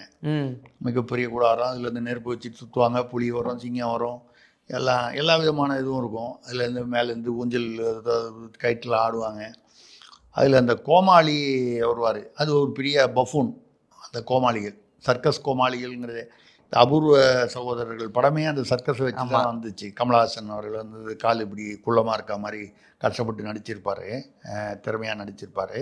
அந்த சர்க்கஸ் வந்து அவ்வளவு சாதாரணமாக இல்லை. அந்த சர்க்கஸை வந்து அவங்க வந்து ஊராக போய் நாடு முழுக்க போடுவாங்க. அந்த சர்க்கஸ் தொழிலில் இருக்கிறவங்க தலைமுறையாக அதில் இருப்பார்கள். ஒரு சர்க்கஸில் பார்த்தீங்கன்னா கிட்டத்தட்ட ஒரு 200-300 குடும்பம் வந்து பிழைக்கும் வேலை செய்கிறவங்க. இது ஒரு பெரிய ஒரு தொழிற்சாலைன்னு சொல்லக்கூடிய ஒரு இதில். இப்போ எங்கேயாவது நீங்கள் சர்க்கஸ் பார்க்க முடியுதா? அந்த அளவுக்கு பெரிய சர்க்கஸு. ஏன்னு கேட்டால் அந்த சர்க்கஸில் இருக்கக்கூடிய அந்த கோமாளிகள் எல்லாம் அரசியலுக்கு வந்துட்டான். ஆனால் ஒரே வித்தியாசம் இருக்குது. சர்க்கஸில் கோமாளின்னு நீங்கள் பார்க்குற ஆள் வந்து உண்மையில் பார்த்தீங்கன்னா தமாஷா வந்து அந்த பஃபூன் அந்த அதெல்லாம் வச்சுக்கிட்டு மேலே தொங்குவான், சிங்கத்துக்கு கொண்டு மேலே போய் நிற்பான், பல்ட்டி அடிப்பான், நெருப்பு வந்து வளையத்தை சுற்றுவான். அப்படின்னா என்ன அர்த்தம்? இருக்கிறதுலையே யார் வந்து எல்லா வித்தையும் தெரிஞ்ச திறமைசாலியோ அவன்தான் பஃபூனாக அங்கே வேஷம் கொடுப்பாங்க. பஃபூன் வந்து நம்ம வந்து ஏதோ அது வந்து நம்ம சினிமாவில் வந்து ஹீரோ காமெடிங்கிற மாதிரி அந்த காமெடியன் இல்லை. அது உண்மையான ஹீரோ வந்து சர்க்கஸில் வந்து அந்த பஃபூன் தான். இன்னைக்கு அரசியலில் இருக்கிற நம்ம அது சர்க்கஸ் கோமாளிகள் எல்லாம் எதுவுமே ஹீரோ இல்லை, ஜீரோ. ஹீரோக்களுக்கு பதிலாக ஜீரோக்கள் தான் வந்து இங்கே வந்து கோமாளிகள் சர்க்கஸில் இருக்காங்க. இப்போ தமிழ்நாட்டில் நானும் நினச்சி பார்த்தேன், சமீபத்தில் பெரிய சர்க்கஸ் எங்கே நடந்துச்சுன்னு எனக்கு ஞாபகப்படுத்தி பார்த்தா ஒன்றும் நினைவுக்கே வரல, கவனத்துக்கு வரல, இல்லை நினைவுக்கு வரல. இது டப்புன்னு நீங்கள் சொல்லும்போது நேற்று நம்ம ஒரு செய்தி படித்தேன், முந்தா நேற்று, 2 நாளுக்குள்ள தஞ்சாவூர் பக்கத்துலேயே எங்கேயோ மினி சர்க்கஸ், பெரிய அளவில் சர்க்கஸ் இல்லாமல் மினி சர்க்கஸ் சின்னதாக வந்து ஒரு சும்மா ஒரு 2-3 விலங்கு வச்சுருவான் பர்மிஷன் வாங்கிட்டு, ஒரு மயில், ஒரு இது, இந்த மாதிரி ஒரு பெரிய சிங்கம் புலியெல்லாம் வச்சுக்கிட்டு கட்டுப்படி ஆகாது, ஏதோ ஒன்று அந்த மாதிரி வச்சுக்கிட்டு இந்த எக்ஸிபிஷன் நடத்துகிற மாதிரி மினி சர்க்கஸ் நடத்துவான். சில விலங்குகள், அது சில சமயங்கள் வந்து விதிகள் மீறியும் கூட வச்சுருப்பாங்க. அந்த விலங்குகளை பார்க்கறதுனாலே, அதாவது அபூர்வமான விலங்குகளை பார்க்குறது. இப்போ மயில்லாம் நீங்களான நகரத்தில் இருக்கும், கிராமத்திலேயே கூட சில இடங்களில் தான் மயிலை வந்து பார்க்க முடியும், பல இடங்களில் வந்து பார்க்க முடியாது. இந்த மாதிரி சில விஷயங்கள்லாம் வச்சு மினி சர்க்கஸ், கிட்டத்தட்ட இந்த கலை கூத்தாடிகள் போல் அங்கங்கே அவன் வந்து ஒட்டகம் இன்னும் சில விலங்குகள்லாம் வச்சு சர்க்கஸ் நடத்திருக்கான் தஞ்சாவூர் பக்கத்தில் நினைக்கிறேன். நீ காலையில் தான் பேப்பரில் பார்த்தேன். அவன் சர்க்கஸ்காரன் ஏதோ நடத்துகிறான், அதில் ஒன்றும் பெரிய வருமானம் வராது, ஏதோ இந்த கலை கூத்தாடிக்கு வர்ற மாதிரி வருமானம் வரும். காலையில் எந்திரிச்சு பார்க்குறான், வாசலை கட்டியிருந்த ஒட்டகத்தை காணும். எவனோ அந்த ஒட்டகத்தை கெட்டியாக ஓட்டிக்கோன்னு பாட்டு பாடிக்கிட்டு ஒட்டகத்தை ஓட்டிக்கிட்டு போயிட்டான். அந்த ஒட்டகம் கதி அது எங்கே பிரியாணி ஆச்சா, இல்லை அது எந்த ஊருக்கு போச்சு, எந்த வண்டியில் ஏற்றி அனுப்பி, ராஜஸ்தானுக்கே திரும்பி போயிடுச்சா, சொந்த ஊருக்கே போயிடுச்சா, வடநாட்டிலேருந்து வேலைக்கு வரவங்கலாம் வந்து ஊருக்கு போயிடறான்ல லீவ் போட்டு பண்டிகை வந்தா, அது மாதிரி அது ஏறி போயிடுச்சா என்னன்னு தெரியல, ஒட்டகத்தை ஓட்டிகிட்டு போயிட்டாங்க. ஏங்க அதுவும் ஒரு மாட்டை ஓட்டிக்கிட்டு போனால் கூட அது யார் வீட்டு மாடுன்னு தெரியாது, நம்ம வேலம் வீட்டு மாடா சுப்பம் வீட்டு மாடான்னு தெரியாது, எல்லாமே ஒரு சிவப்பு கலரில் ப்ரௌன் கலரில் ஏதோ ஒரு மாடாக இருக்கும். ஒட்டகம் ஒரு தமிழ்நாட்டை பொறுத்த வரைக்கும் ஒரு வித்தியாசமான ஒரு விலங்கு. ஓட்டிக்கிட்டு போயிட்டேன். எப்படிங்க தமிழ்நாட்டில் சர்க்கஸ் நடத்துவான்? மினி சர்க்கஸே நடத்த முடியாது. இல்லை, ஒரு பக்கம் கோமாளிகள்லாம் அங்கே போயிட்டாங்க அரசியலுக்கு, தவறி விலங்குகளை வைத்து மனுஷர்கள் தான் போயிட்டாங்க. விலங்குகளை வச்சு நடத்தலான்னா விலங்குகளை ஓட்டிகிட்டு போயிடுறாங்க, ஒட்டகத்தை கூட ஓட்டிகிட்டு போயிடுறான். அப்புறம் சர்க்கஸ் நடக்கலை, அவ்வளோதான். இதுதான் சர்க்கஸ் தொழில் அழிய காரணம். ஆமாம். Okay sir. அடுத்து தாம்பரத்திலிருந்து மைக்கேல் ராஜ் கேட்டிருக்காரு, ஃபாக்ஸ்கான் HCL போன்ற செமி கண்டக்டர் தொழிற்சாலை உத்தரப்பிரதேசத்திற்கு சென்று விட்டதே. அவங்க இங்கே இருந்துச்சு. அதில் கொஞ்சம் அந்த ஏதோ அந்த பெண் தொழிலாளர்களுக்கெல்லாம் உள்ள அந்த அந்த அவங்களுடைய அந்த பணி என்னென்ன இதுன்னு அந்த கண்டிஷன்லாம் பிரச்சனை வந்துச்சுன்னு சொல்லி இங்கே தான் எங்கேயோ இருந்துச்சு. அது அவங்க மூடிட்டு போயிட்டாங்க. அது சிக்கலாகி அதை பெருசு பண்ணி அதை வந்து அரசு வந்து தீர்த்து வைக்கிறாங்க. உள்ளே நுழைஞ்சு அது ஒன்றும் இல்லை, அவங்கக்கிட்ட வந்து சிக்கலை தீர்த்து வைக்கிறதுக்கு அவங்க கேட்ட லஞ்சத்தை பார்த்து பயந்து அவன் ஆணியே கொடுக்க வேணான்னு அவன் மூடிட்டு போயிட்டான். இவ்வளவு காசு கொடுத்து நான் இவ்வளோ கஷ்டப்பட்டு நடத்துறதுக்கு தேவையில்லைன்னு சொல்லி போயிட்டான். அப்போ நம்ம தொழில் அமைச்சர் டிஆர்பி ராஜா அவர்கள் வந்து அடிக்கடி ஃபாக்ஸ்கான் வந்து எங்களுடன் பேச்சுவார்த்தை நடத்தி கொண்டிருக்கிறது, செமிகண்டக்டர் தொழிற்சாலை வந்து தமிழ்நாட்டில் அமைப்பதற்கு அவர்கள் வந்து விருப்பம் தெரிவித்திருக்கிறார்கள், அதாவது மீண்டும் வருகிறது ஃபாக்ஸ்கான் ஒரு பில்டப் கொடுத்துருந்தாரு. கடைசியில் பார்த்தா தமிழ்நாடு இவர் ஒன்று அவங்க வந்து இவர்கிட்ட ஒரு மரியாதைக்காக அப்படி சொல்லிட்டு போயிட்டாங்களா, இல்லை டிஆர்பி ராஜா ஏதோ வழக்கமான அந்த முதலீடு கணக்கு சொல்லிட்டாரா என்னன்னு தெரியல. ஆனால் சொல்லுவாங்கல்ல 16,000 கோடி முதலீடு, மொத்தம் 292 போஸ், அப்புறம் புள்ளி விவரங்கள்லாம் கொடுப்பாங்க. அது அந்த மாதிரி ஏதாவது சொன்னாரான்னு நமக்கு தெரியல. ஃபாக்ஸ்கான் உத்தரப்பிரதேசத்துக்கு போயிடுச்சு. ரைட்டு, இதுதான் நம்ம எதுக்கு இங்கே வெளியே போய் தொழில் முதலீடு எல்லாம் இருக்கணும், நமக்கு தான் இருக்கே. நம்ம முதலீடுகளை முதல்ல வந்து அதை எங்கே போடுறதுக்குன்னே அதுக்கே இடம் இல்லாமல் இருக்குது தமிழ்நாட்டில். நம்மளே வெளி மாநிலத்தில் போய் முதலீடு பண்ண வேண்டிய ஒரு சூழ்நிலையில் இருக்கும். நம்ம ஆமாம். அப்படி இருக்கும்போது ஃபாக்ஸ்கான் என்ன பெரிய ஃபாக்ஸ்கான், நாங்கள் ஃபாக்ஸ் எல்லாம் ஒன்றும் இல்லை, நாங்கள் லைனு எலிஃபென்ட் கான். நாங்கள் ஆமாம், நாங்கள் எலிஃபென்ட் கான், இது ஃபாக்ஸ் இல்லை.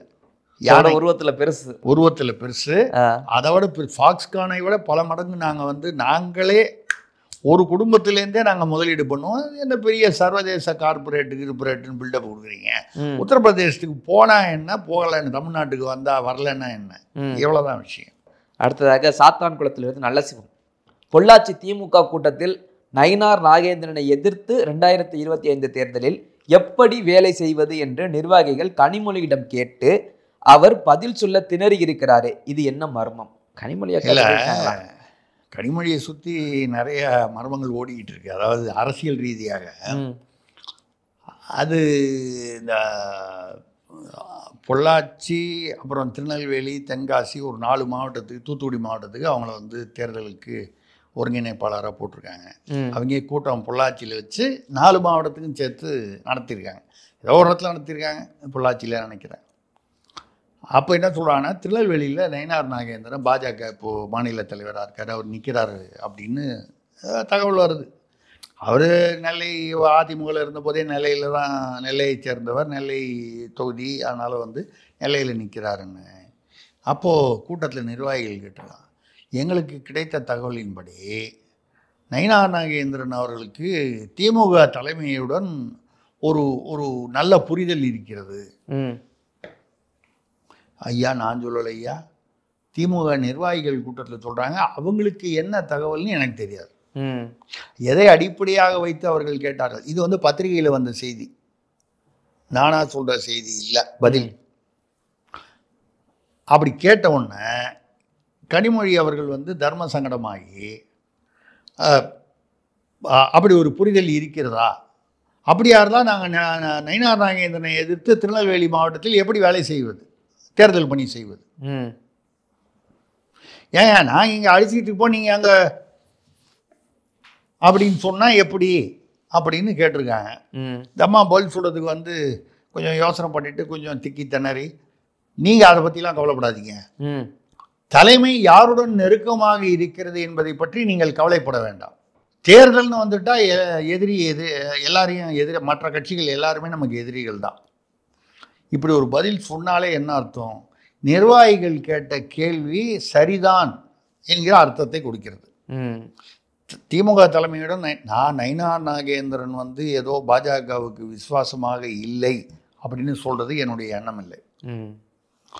திமுக நிர்வாகிகள் இப்படி கேட்கிறார்கள், அது திருநெல்வேலியை சேர்ந்த நிர்வாகிகள் அப்படின்னு சொல்லும்போது ஏதோ அதுக்கு பின்னால ஒரு விஷயம் இருக்கணும். அது என்னன்னு நமக்கு தெரியல, அந்த புரிதல் என்னன்னு நமக்கு தெரியல. இது அவங்களுக்கு தான் தெரியும், அவங்களுக்கு தான், சம்மந்தப்பட்டவர்களுக்கு தான் தெரியும். அவங்க கனிமொழி வந்து அப்படியெல்லாம் ஒன்றும் நெருக்கமெல்லாம் இல்லைன்னு பதில் சொல்லலை அவங்க நெருக்கமாக இருந்தால் இருந்துட்டு போகிறாங்க. நீங்கள் உங்கள் வேலையை பாருங்கள். உங்கள் லெவலில் நீங்கள் இதெல்லாம் பார்க்காதீங்க, எங்கள் லெவலில் நாங்கள் பார்த்துக்கிறோம், நாங்கள் பேசிக்கிறோம். இது அரசியலை புரிந்து கொள்ளும், அவ்வளோதான். அடுத்த கேள்வி நெல்லையிலிருந்து தனசேகர் டேவிட் கேட்கிறார். போர் நிறுத்தத்திற்கு நான் தான் காரணம் என்று மார்தட்டிய அமெரிக்க அதிபர் ட்ரம்பின் சுரம் குறைந்து விட்டதா இல்லையா? ஏங்க அவர் வந்து நான் தான் தீர்த்து வச்சேன். ஏங்க அது வெளியே வந்த மாதிரி நம்ம இது வரைக்கும் நம்ம தான் நினச்சோம், நம்ம ஸ்டாலின் சார் தலைமையிலான திமுக அரசு தான் வந்து ஸ்டிக்கர் அரசுன்னு நினச்சோம். நம்ம ஸ்டிக்கரெல்லாம் விட ட்ரம்ப் வந்து பெரிய பேனரே. ஸ்டிக்கர்னா அப்படி சும்மா அப்படி பேப்பரில் ஒட்டுறது தான், அவர் பெரிய பேனர், செவுத்தில் ஒட்டுற பேனரே. எதுக்காகவோ போடுறாங்க என்ன, அதுதான் எல்லாத்துலேயும் வெளியே வந்துருச்சு. அமெரிக்காவுடைய ஆயுதங்கள், அணு ஆயுதங்கள் எல்லாம் வந்து பாகிஸ்தானில் தான் வச்சு அந்த ஆப்கானிஸ்தான் எல்லையில் தான் பதுக்கி வச்சுருந்தாங்க, கிரானா மலைப்பகுதியில் தான் வந்து பதுக்கி வச்சுருந்தாங்க. அதோடைய வாசலில் இந்தியா வந்து குண்டு போட்டு எனக்கு எங்கே இருக்குது அணு ஆயுதம்னு தெரியும்னு மத்திய அரசு வந்து இந்தியா வந்து நிரூபித்த உடனே அதனால தான் அவசரமாக அவங்க ஒத்துக்கிட்டாங்க போர் நிறுத்தம், எங்கள் அப்பா குதிரைக்குள்ளே இல்லைன்னு சொல்லி பேசினார் அவர். அதுக்கப்புறம் வந்து போர் நிறுத்தத்துக்கு நான் தான் காரணம்னாரு. ஒரு 4 நாளில் வந்து இந்திய மத்திய வெளியுறவுத்துறை வந்து ட்ரம்ப்பு காரணம் இல்லைன்னு சொல்லாமல் நாசூக்கா செய்தி தொடர்பாளரை வச்சு 4 நாளாக பேசுனாங்க. வர்த்தகத்தை நாங்கள் நிறுத்தி விடுவோம்னு அவங்க மிரட்டினதா சொல்கிறதெல்லாம் உண்மை இல்லை அப்படின்னு நாசுக்கா சொல்லிட்டாங்க. அதாவது ட்ரம்ப் சொல்லுது பொய்ங்கிறத டிப்ளமேட்டிக்காக நாகரிகமாக சொல்லிட்டாங்க. இது சொன்னோன்னா அவர் பல்ட்டி அடிச்சுட்டாரு, நான் தான் காரணம்னு நான் சொல்லலை, ஆனால் வந்து அப்படின்னாரு. இப்போ அநேகமாக போகிற போக்கில் பார்த்தா இந்த நீட் தேர்வு இந்த மாதிரி விஷயங்களுக்கெல்லாம் கூட ட்ரம்ப் வந்து இனிமேல் நான் தான் காரணம்னு சொன்னாலும் சொல்லுவார், வாய்ப்பு இருக்குது. நீட் தேர்வு ரகசியம் எனக்கு தான் தெரியும், ஏன்னா அவருக்கு தெரிஞ்சு போச்சு, அந்த ரகசியம் தெரியணுன்ற அவசியமே இல்லை, நீட் தேர்வு ரகசியம் எனக்கு தான் தெரியும் அப்படின்னு சொன்னால் தமிழ்நாட்டில் வந்து நம்பிடுவாங்க மக்கள். தமிழ்நாட்டில் நம்புகிறாங்க. அதே மாதிரி தமிழ்நாட்டில் வந்து பாருங்கள் செங்கல், அப்படி செங்கலை தூக்கி காமிச்சாங்க. ஆனால் எல்லா மாநிலங்களை ஒப்பிடும்போது இந்தியாவில் 11 மருத்துவக் கல்லூரிக்கான இது வந்து அப்ரூவல் வந்து தமிழ்நாட்டுக்கு தான் அதிகமாக வந்து கொடுத்துருக்காங்க எல்லா மாநிலங்களை விட. பாஜக ஆட்சி இல்லாத மாநிலமான தமிழ்நாட்டில் தான் 11 மருத்துவக் கல்லூரிக்கு அப்ரூவல் கொடுத்துருக்காங்க. ஆனால் ஒரே ஒரு செங்கல்ல வச்சுக்கிட்டு நம்ம ட்ராமா போட்டுட்டோம். அப்போ யாரோ இங்கிருந்து தமிழ்நாட்டிலேருந்து போய் ட்ரம்ப்புக்கு இந்த ஐடியாலாம் கற்றுக் கொடுக்குறாங்க. ஒரு செங்கல்ல வச்சுக்கிட்டு எப்படி ஓட்டு வாங்குறது. உச்ச நீதிமன்றமே வந்து முடிச்சு விட்ட ஒரு கேஸை வந்து மறுபடியும் வந்து சட்டமன்றத்தில் தீர்மானமாக போட்டு நாங்கள் தான் நீட் தேர்வு ரகசியம் தெரிஞ்ச கதை சொல்கிறது எப்படி. இந்த யாரோ ஒரு தமிழர் யாரோ வந்து இங்கிருந்து போய் ட்ரம்ப்புக்கு ஆலோசகராக இருக்கிறார், ரகசியமாக இருக்கிறார். நீங்களா இருக்குமா சார்? நானா? எனக்கு உங்க மேலே டவுட்டாக இருக்கு. இல்லை, நம்மளெல்லாம் வச்சுக்க மாட்டாங்க. நம்மளை வச்சுக்கிட்டா அவங்களுக்கு சிக்கல் அதிகம். அதனால் வந்து நம்ம சிக்கல் சண்முக சுந்தரம். அதனால் நம்மளை வச்சுக்கிட்டு நாதஸ்வரம் வாசிக்க மாட்டாங்க, அதனால் வேண்டான்னு விட்டுருவாங்க. அந்த வகையில் வந்து ட்ரம்ப் வந்து இங்கே திராவிடத்துக்கே சவால் விடும் ட்ரம்ப். சூப்பர். திராவிடத்திற்கு சவால் விடும் ட்ரம்ப். ட்ரம்பை பற்றி பேசும்போது கத்தார் நாட்டுக்கு முதலீடுக்காக போகிறாரு. ஆமாம், இப்போ கூட ஃப்ளைட்லாம் கூட ஏதோ வந்துட்டீங்க பாயிண்ட்டுக்கு. கத்தார் நாட்டுக்கு முதலீடு, ஏன்னா இப்போ அமெரிக்கா வந்து பொருளாதாரத்தில் பின்தங்கி விட்டது, பின்னடைவு ஏற்பட்டிருக்கிறது. இந்தியா தான் வந்து உலக பொருளாதாரத்திலேயே 6.3% வந்து வளர்ச்சி வந்து இந்த கஷ்டமான சூழ்நிலையிலும் இருப்பது இந்தியா அப்படிங்கிறது நம்ம பொதுவாக பெருமை கொள்ளக்கூடிய ஒரு விஷயம். அதில் ட்ரம்ப் வந்து அமெரிக்காவில் அதனால தான் வந்து அவர் வந்து வெளிநாட்டுக்காரங்களாம் வெளியே போகணுங்கிறாரு. வேலைவாய்ப்பு, தொழிற்சாலைகள்லாம் வந்து அமெரிக்காவில் தொழிற்சாலை நடத்துறது, ஒரு தொழிற்சாலை கூட நடத்த முடியாது அங்கே உள்ள லேபர் காஸ்ட்டை வச்சு. அவர் அரசியலுக்காக அவர் ட்ராமா போட்டுக்கிட்டு இருக்காரு, அது ரைட்டு. இப்போ அவர் போய் கத்தார் நாட்டில் போய் முதலீடுகளை ஈர்க்கிறதுக்காக போகிறாரு. எப்படி போகிறாரு? ஈர்க்கிறதுக்காக போகிறாரு, சரிங்களா? அவருக்கு அவங்க என்ன பண்ணுறாங்க, கத்தார் அரசு, இளவரசர் அங்கே அரசர் தானே, அவர் வந்து 4700 கோடியோ 4000 கோடி பொறுமானம் உள்ள ஒரு சொகுசு விமானம் பரிசாக கொடுக்குறாரு. அதுக்கு எதிர்கட்சிகள்லாம் அமெரிக்காவில் வந்து ஓசியில் கொடுத்தா வாங்கிட்டு வந்துடுறதா, அவமானம் இல்லையா? அவர் ஃப்ரீயாக கொடுக்குறான், நான் ஏன் வேணான்னு சொல்லணும்? ஆமாம் அப்படின்ட்டார். ட்ரம்ப் தான் தடாபுடான்னு அடிச்சு விடுவாரா? 4000 கோடிக்கு ஒருத்தன் வந்து விமானம் ஃப்ரீயாக கொடுக்குறேன்னா அதை போய் வேணான்னு சொல்கிறதுக்கு நான் என்ன பைத்தியக்காரனான்னு இதே வார்த்தை கேட்டிருக்காரு. I a fool to say no. நான் என்ன பைத்தியக்காரனா, முட்டாளா? ஆனால் அவர் இன்னும் கொஞ்சம் அவரை திராவிட மாடல் பாருங்கள். அங்கே போய் எவனோ யாரோ ஒரு கத்தார் நாடு அவங்ககிட்ட போய் நீ எனக்கு முதலீடு கொடுன்னு அவங்ககிட்ட கெஞ்ச போகிற இடத்துல ஒரு இலவசம் வாங்கிட்டு வர்றார். இவர் பெருமையாக நாங்கள் 4000 கோடியோ எத்தனை 1000 கோடியோ உள்ள தனி சொந்த விமானத்தில் எங்கள் குடும்பத்தை சேர்ந்தவர்கள் எங்களை சார்ந்தவர்கள் ஒரு 16 பேர் போய் முதலீடை அனுப்பி முன்கூட்டியே அங்கே அனுப்பி வேறு விதமாக அனுப்பி மறுபடியும் அங்கேருந்து லூ என்று இழுத்து கொண்டு இங்கே வந்து முதலீடு பண்ணுறோம். லோன்னு தானே இழுத்துட்டு வர்றது, என்ன லூ இல்லைங்க. ட்ரம்ப் வந்து லோன்னு அலையிறாரு முதலீட்டுக்கு. அவர் லோன்னு அலையக்கூடாது, லூலுன்னு அலையணும். ரெண்டுத்துக்கும் லோலோவுக்கும் லூலுக்கும் உள்ள வித்தியாசத்தை புரிஞ்சுங்க. எது பெருமை? லோன்னு அலைஞ்சு போய் ஓசியில் அவன் கொடுக்குற ஒரு இலவசத்தை வாங்கிட்டு வர்றது பெருமையா, சொந்த விமானத்தில் நாங்கள் குடும்பத்துடன் பெருமையாக சென்று அங்கே போய் ஒரு வங்கி வாங்குகிறோம், அங்கே போய் நாங்கள் வந்து பல முதலீடுகளுக்கு ஏற்பாடு செய்து அதுக்கப்புறம் இங்கே முதலீடு வர்றது எது பெருமை? லூலு தான் பெருமை. லூலு தானே பெருமை. லோலோ பெருமை இல்லை. பெருமை இல்லை. இவ்வளோதான் நம்ம சொல்லணும். சார் இன்னொரு எனக்கு அது ஒரு கேள்வி. ட்ரம்ப் தான் நீங்கள் வந்து தீர்த்து வச்சான்னு அவர் நினச்சிக்கிட்டு இருக்காரு. இங்கே நிறைய பேர் நம்ம தமிழ்நாட்டு முதல்வர் அதை ஆதரவு கொடுக்கவில்லை, பேரணியை கையில் எடுத்தார், தேசிய கொடியை கையில் பிடிச்சாரு, போர் நிறுத்தம். ஸோ தலைவர் தான் காரணம்னு தொண்டர்கள்லாம் சொல்கிறாங்களே. அது ஆமாம், ட்ரம்ப்புக்கே டஃப் கொடுங்க. அது டஃப் கொடுக்கும். அது இல்லாமல் தான் இது சொன்னமே. மெரினாவில் வந்து ஏர் கூலர் வச்சுக்கிட்டு உண்ணாவிரதம் இருந்த ஒரு 3 மணி நேரம் உண்ணாவிரதம் இருந்த போது அங்கே இலங்கையில் போர் நிறுத்தம் வரலையா? காலையில் டிஃபன் பண்ணிட்டு வந்து மத்தியானம் லஞ்சுக்கு முன்னால் ஒரு 3 மணி நேரம் உண்ணாவிரதம் இருந்தபோது இந்த பக்கம் ஒரு ஏர் கூலரு, இந்த பக்கம் ஒரு ஏர் கூலரு, இங்கே ஒரு அம்மா அங்கே ஒரு அம்மா, அந்த மாதிரி அது ஏற்கனவே பேசினது தான். அது அப்படி நம்ம வந்து போராட்டம், பயங்கரமான போராட்டம்லாம் பண்ணி பயந்து போய் மஹிந்த ராஜபக்ஷ வந்து போரை நிறுத்திட்டு தான் நம்ம வந்து அறிவிப்பு பண்ணோம். அது போர் நிறுத்தலை. அது மாதிரி வந்து நம்ம தேசிய கொடியை இங்கே கையில் தூக்கணுன்னு தான் வந்து பண்ணோம். அதுவும் எப்படி பண்ணோம் பாருங்கள். இந்த பக்கம் ஒரு கிறிஸ்தவ பாதிரியார், அந்த பக்கம் ஒரு இஸ்லாமிய மௌல்வி வச்சுக்கிட்டு அங்கேயே அந்த சிறுபான்மை வாக்கு கரெக்டாக வந்து நம்ம அதை பார்த்து கரெக்டாக அதை எப்படி கொண்டு வரணுமோ அதை கொண்டு வந்துட்டோம் பாருங்கள். வரும்போது இந்த பக்கம் ஒரு அதில் எத்தனையோ கிறிஸ்தவர்கள் இருந்திருப்பார்கள், எத்தனையோ பேர் இஸ்லாமியர்கள் இருந்திருப்பார்கள், இந்துக்கள் இருந்திருப்பார்கள், மதத்தினர்கள் இருந்திருப்பார்கள். பேரணியில் திமுக சார்பா இல்லை தமிழக அரசு சார்பானா கிட்டத்தட்ட ஒன்று தானே. ஆனால் அதில் அங்கே கூட அங்கே ஒரு ஷோகேஸ், இந்த பக்கம் ஒரு பாதிரியார், அந்த பக்கம் ஒரு மௌல்வி, முதல்வருக்கு 2 பக்கமும் சிறப்பு. டிஜிபி பக்கத்தில் வராரு, தேசிய கொடி பிடிச்சிட்டு.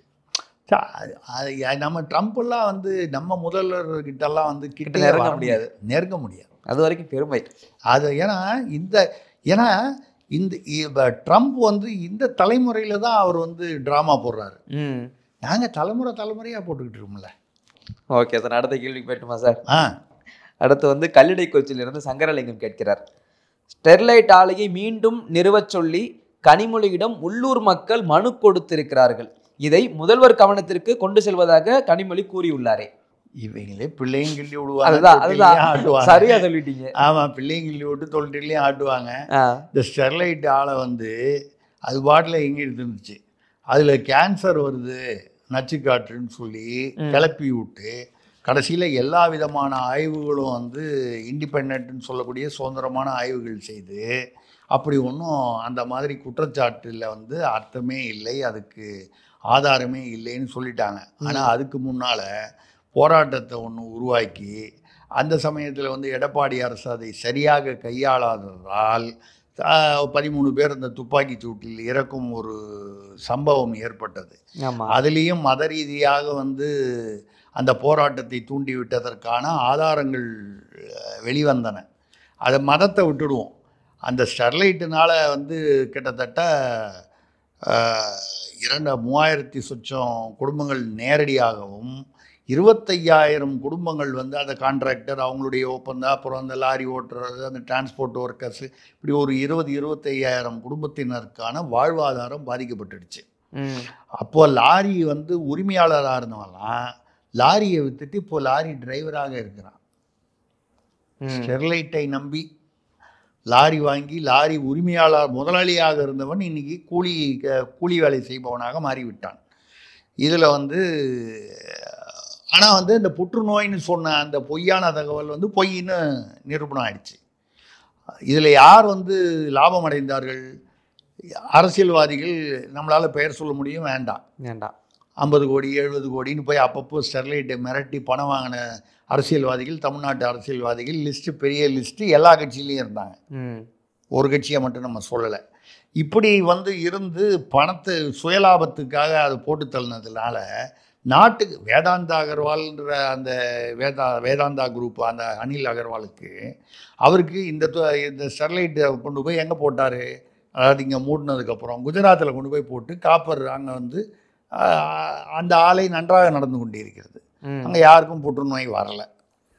சரி, இங்கே வந்து என்னன்னு கேட்டிங்கன்னா, அது நடுவில் ஒரு 5 வருஷம் கேப்பு. இங்கே அடிபட்டு மறுபடியும் அங்கே போய் ஆலை நிறுவி அது இந்த 5 வருஷத்தில் என்ன நடந்துச்சுன்னு கேட்டால், இந்தியா வந்து காப்பர் வந்து ஏற்றுமதி செய்யும் நாடாக இருந்தது. 40% இந்தியாவுடைய காப்பர் தேவை, தாமிர தேவையை வந்து சீனாவிலிருந்து இறக்குமதி செய்கிற நிலைமை கொண்டு வந்துட்டோம். அப்போது தேசிய கொடியை வந்து அடையாளம் தெரியாமல் இருக்குது அப்படின்னு சொன்னால் உங்களுக்கு அர்த்தம் புரியும். நம்ம வந்து இந்தியாவுக்காக இங்கே வந்து வேலை செய்கிறத விட சீனாவுக்காகவோ துருக்கிக்காகவோ வேலை செய்பவர்கள் தான் வந்து இந்தியாவில், தமிழ்நாட்டிலும் இருக்கிறார்கள். இப்போ வந்து அது இவங்க நம்ம ஜனங்களுக்கு புரியவே புரியல. அவங்க தூத்துக்குடி எம்பி உண்மைதான், மக்கள் பிரதிநிதி இல்லைன்னு சொல்லலை. அவங்கக்கிட்ட போய் வந்து ஸ்டெர்லைட்டை கொண்டு வாங்கன்னா திண்டுக்கல்லேருந்து போட்டு கொண்டாந்ததே அவங்க தானே. அவங்கக்கிட்ட போய் வந்து சொல்லணும். அவங்க என்ன பண்ணாங்க? இது முதல்வரின் கவனத்திற்கு கொண்டு செல்கிறேன், அங்கே திருப்பி விட்டுறேன். ஆமாம், அவங்களும் வந்து அரசியல் அது ஒன்றும் இல்லை. நாளைக்கு ஏன் வரலன்னு கேட்டால் அது நான் முதல்வர் கவனத்துக்கு கொண்டு சென்றுட்டேங்க, அவர் தாங்க செய்யலைன்னு அது உள்கட்சி அரசியலாகவும் போயிடும். சும்மா அப்படி பாசிங் த பால்னு சொல்லுவாங்க. இந்த ஒரு எல்லோரும் வரிசையாக உட்காந்து பாலை வந்து அது மியூசிக் நிற்கும் போது யார்கிட்ட இருக்கோ அவங்க அவுட்டு. இந்த பாசிங் த பால் கண்டெஸ்ட் மாதிரி இது ஒரு விளையாட்டு, அரசியல் விளையாட்டு. இவங்க ஸ்டெர்லைட்டை திருப்பி வந்து திறக்கணுன்னா திறப்பாங்க. அது ஒன்றும் திறக்கக்கூடாதெல்லாம் ஒன்றும் இல்லை. அவர் அகர்வால் வந்து செலவு பண்ணணும், இல்லை நேரத்தை செலவு பண்ணணும்னு சொன்னேன். நீங்கள் ஒன்றும் வேறு ஏதாவது தப்பான்னு நினச்சிக்க போகிறீங்க? இல்லை இல்லை, அவர் வந்து கொஞ்சம் இதுக்கான முயற்சிகள், நேரங்களை செலவு செய்து தமிழ்நாட்டில் திறப்பதற்கு அவர் வந்து முயற்சிகள் எடுத்துக்கொண்டால் நடக்கலாம். ஓகே சார், இதுதான் வந்து விஷயம். ஓகே, மக்களுடைய கேள்விகள் எல்லாம் முடிஞ்சிருச்சு. நம்ம காதோடு அப்படியே ஆரம்பிச்சு விட்டோம்னா, காதோடு வழக்கமாக வந்து எந்த கட்சி ஆட்சியில் இருந்தாலும் இந்த ரியல் எஸ்டேட் கம்பெனிகள் எல்லாருமே பார்த்தீங்கன்னா 55 மாடி கட்டுறேன், இப்போல்லாம் வந்து 50 மாடி கட்டுறாங்கிறது ரொம்ப சர்வசாதாரணமாக போச்சு எல்லா இடத்துலையும். அது வந்து புறம்போக்கு இடமா, அரசு இடமா, இல்லை வந்து தனியார் இடமோ, ஏதோ ஒன்று ஏரிக்கரையோ ஏரியோ, இல்லை தனியார் இடமாக கூட இருக்கலாம், பஞ்சமி நிலமாக கூட இருக்கலாம், அது எப்படி வேணாலும் இருக்கலாம். ஏதோ ஒரு நிலம் அவங்களுக்கு பெரிய நிலமாக கிடச்சிதுன்னா சௌகரியமாக பெரிய மாடி கட்டடம் கட்டுருவாங்க. இந்த ரியல் எஸ்டேட் கம்பெனிலாம் முன்னாலெல்லாம் எப்படி இருந்துச்சுன்னா, திமுக அப்படின்னா சில ரியல் எஸ்டேட் கம்பெனிகள் கொடி கட்டி பறப்பாங்க, அதிமுகனா சில பேர் இருப்பாங்க, கான்ட்ராக்டர் எல்லாமும் முன்னால் அப்படி. இப்போ எப்படி ஆயிடுச்சுன்னா, ஒரு நம்ம தமிழ்நாட்டுடைய அரசியல் சூழ்நிலையில் அதே கான்ட்ராக்டர், அதே ரியல் எஸ்டேட் கம்பெனி திமுக ஆட்சியில் இருக்கும்போது திமுகவில் இருக்கிற முக்கியமானவர்கள் வந்து அந்த அதில் வந்து சில 100 கோடிகள் பல 100 கோடிகள் போடுவாங்க. இது வந்து ரியல் எஸ்டேட்டு, ஹோட்டல், இந்த மாதிரி தொழில்களில் அவங்களுக்கு வந்து அது வேறு விதமாக பணம் வரும், வேறு விதமாக அவங்களுக்கு மூலதனத்துக்கு வட்டி ஏதோ ஒன்று லாபம் கொடுத்துருவாங்க. இப்போ வந்து இந்த திமுக அதிமுகன்னு பார்க்குறது இல்லை, அதே ரியல் எஸ்டேட் மாப்பிள்ளை நான் தான் போட்டிருக்க சட்டை அவருது. அந்த மாதிரி அதே ரியல் எஸ்டேட் கம்பெனி, அதே கான்ட்ராக்டரு, பிடபிள்யூடி மற்ற கான்ட்ராக்டரு, கட்சி ஆட்சி மாறினாலும் அவர்களே தான் வந்து ஆதிக்கம் செலுத்துகிறார்கள் தொழில். இப்படி ஒரு அட்ஜஸ்ட்மெண்ட் தானே எல்லாமே வந்துருச்சு. அதாவது கட்சி சார்பு இல்லாமல் இப்படி வந்துருச்சு. இப்போ நம்ம சொல்ல போகிற அந்த காதோடு செய்தி, முன்னால் இருந்த ஒரு ஆட்சியில் ஒரு பெரிய ரியல் எஸ்டேட் கம்பெனி நல்லா கிராண்டாக கட்டுவாங்க. எது கிராண்டாலும் நல்லா நீங்கள் காசு போட்டிங்கன்னா, நீங்கள் காசு போட்டுட்டீங்கன்னா அது காசா அப்படின்னு பார்த்தா பொற்காசா அப்படின்னு நீங்கள் நினைப்பீங்க. காசா பொற்காசா அப்படின்னு நினைப்பீங்க. அந்த அளவுக்கு கிராண்டா கட்டக்கூடிய ஒரு அந்த மாதிரி ஒரு நிறுவனம். அந்த நிறுவனத்தில் ஒரு முன்னாள் இருந்த ஆட்சியில் இருந்த ஒருத்தர் பாவம் இப்போ எங்கே இருக்காருன்னு தெரியல. நான் கூட சும்மா சௌக்கியமானு கேட்கலான்னு ஃபோன் பண்ணி பார்த்தேன். இல்லைங்க, அவர் ஓல்டு பென்ஷன் ஸ்கீமில் போயிட்டாருங்கன்னு சொன்னாங்க. அந்த ஸ்கீமில் இருக்காருங்கன்னு. ஓல்டு பென்ஷன் ஸ்கீம் பிறந்துருச்சு. ஆமாம், அதில் அந்த ஸ்கீமில் அவர் இல்லைங்க. ஓல்டு பென்ஷன் ஸ்கீம் தான் நடைமுறைக்கு வரல இல்லை, அதனால திடீர்னு வந்தாலும் வரன்னு சொல்ல முடியாது சார். இப்போதைக்கு அவர் ஓல்டு பென்ஷன் ஸ்கீமாக இருக்காரு அப்படின்னு சொல்லி அவர் 3100 கோடியோ 3200 கோடி ரூபாயோ அப்போ சின்ன அமௌண்ட்டு பணம் போட்டிருக்காரு ஓல்டு பென்ஷன் ஸ்கீம். அந்த கிராண்டாக இன்வெஸ்ட் பண்ணணுங்கிறதுக்காக அப்படி ஏதோ போட்டிருக்காரு. வழக்கமான ஒரு அரேஞ்ச்மெண்ட் என்னன்னா, பணம் போட்டால் திருப்பி கொடுத்துடணும். மூலதனம் போட்டால் அதுக்கு உண்டான லாபம் வட்டி ஏதோ ஒரு கணக்கு பண்ணி திருப்பி கொடுத்துருவாங்க. இப்போ அவர் அரசியல் ரீதியாக கிட்டத்தட்ட ஒரு அனாதையாகப்பட்டு விட்டார், இல்லை ஓரங்கட்டப்பட்டு விட்டார். அதான் ஓல்டு பென்ஷன் ஸ்கீம். அவர் நியூ பென்ஷன் ஸ்கீமில் வரல. அவர் அப்படி வச்சு போனோம். சரி இல்லையா? அங்கே அவரும் டெல்லி கில்லிலாம் பார்த்தாரு, இன்னும் பார்த்தாரு. கழுத்து சுழுக்குனது தான் மிச்சம். டெல்லி ஒன்றும் பெருசாக ஒன்றும் கண்டுக்கிட்டு தான் தெரியல. அதெல்லாம் விட்டுருங்க. இப்போ இந்த இந்த நிறுவனம் என்ன சொல்லுது? எவ்வளோ? 3100. எப்போ கொடுத்தீங்க? யாருக்கிட்ட கொடுத்தீங்க? இப்போல்லாம் நீங்கள் அந்த மாதிரி கேட்கும்போதெல்லாம் அந்த மாதிரிலாம் சூழ்நிலைலாம் இல்லை. வியாபாரம்னா லாபமும் வரும் நஷ்டமும் வரும். அது என்ன, வியாபாரம் நேரடியாக செய்கிற எங்களுக்கு மட்டும்தானா? பின்னால் மூலதனம் செலுத்துகிறவங்களுக்கும் அந்த கொள்கை கோட்பாடு நியாயம் தானே? எவ்வளோ நஷ்டங்க, முடிஞ்சு போச்சு, ஒன்றும் கிடையாது இங்கே அப்படின்னு சொல்லிட்டாங்க. இதை சட்டபூர்வமாகவும் நடவடிக்கை எடுக்க முடியாது.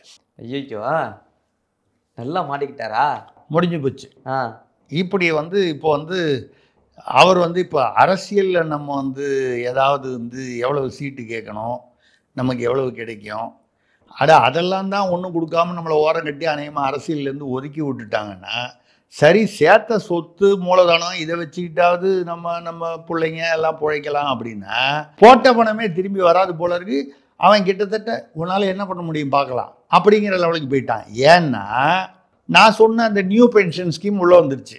அந்த ஆட்சியாளர்கள் போனால் என்ன, ஏதோ ஒரு ஆட்சி, யார் ஆட்சியாளராக இருந்தாலும் அவங்க மூலதனம் தரத்துக்கு தயாராக இருக்காங்க. அவங்க காப்பாற்ற மாட்டாங்களா? அண்ணே அவர் தொந்தரவு பண்ணாருண்ணே, ஏதோ பழசெல்லாம் கேட்டுக்கிட்டு தொந்தரவு பண்ணார், அது ஒன்று நான் பார்த்துக்கிறேன், விட்டுருங்க, அவ்வளோதானே. இப்படி பாருங்க, மூலதனம் போட்டுட்டு மூலதனத்தை திருப்பி கேட்க முடியாமல் மாட்டிக்கிட்டு முடிக்கிறாங்க பாருங்க. இப்போ இது இந்த ஓல்டு பென்ஷன் ஸ்கீமில் அவருக்கு ஓல்டு பென்ஷன் ஸ்கீம்காரருக்கு ஒரு பிரச்சனை அப்படின்றது நமக்கு வந்தது. கிட்டத்தட்ட 3200 கோடி ரூபா முடிஞ்சு போச்சு. சோழி அடக்கடலை, இந்த மனுஷன் இப்படியா அப்படின்ற மாதிரி அப்படின்னு அவருக்கு சோதனை சோதனை மேல் சோதனைன்னு பாட்டு பாட வேண்டிய ஒரு சூழ்நிலையில் இருக்கார். அரசியல்லையும் சோதனை, இது வியாபாரம்னு வச்சுக்க, மூலதனம்னா வியாபாரம் தானே, வியாபாரத்துலேயும் பெரிய சோதனை நஷ்டம். இதுல இருந்து மீண்டு வருவாரா தெரியல. வரட்டும், வாழ்த்துக்கள். ஓகே சார், இன்றைய வாரம் காதோடும் அருமையாக வச்சுட்டீங்க. ஆமாம், ஓகே, மக்களுடைய கேள்விகளுக்கு பதில் தந்துட்டீங்க. ரொம்ப நன்றி. நம்ம அடுத்த நேரங்களில் சந்திப்போம். நன்றி, வணக்கம்.